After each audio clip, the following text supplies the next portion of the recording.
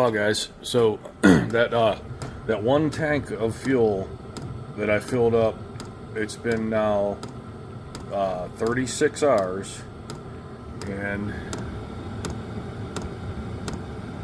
she's still pumping. Now, I'm betting she's awful low. Let's see here. It's got to be about out of fuel.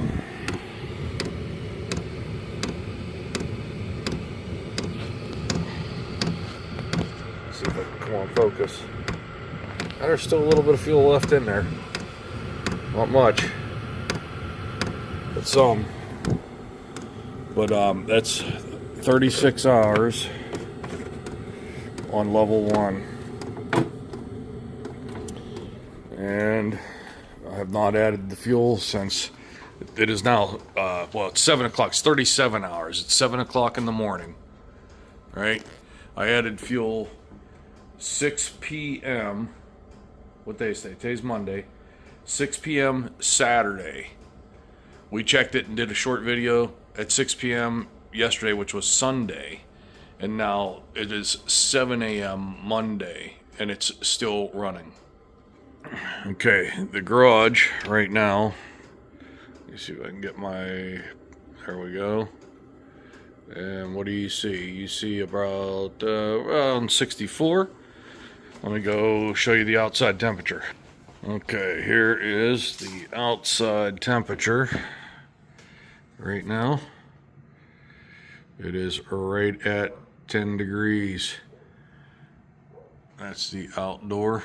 10 degrees. So it's doing a fine job.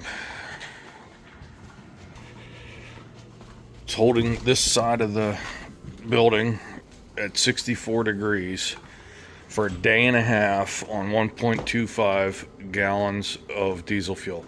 I call that great. That's amazing. A day and a half on just over a gallon. $3.05 a gallon where I live for home heating oil, which is your off-road diesel, but without sales tax added to it.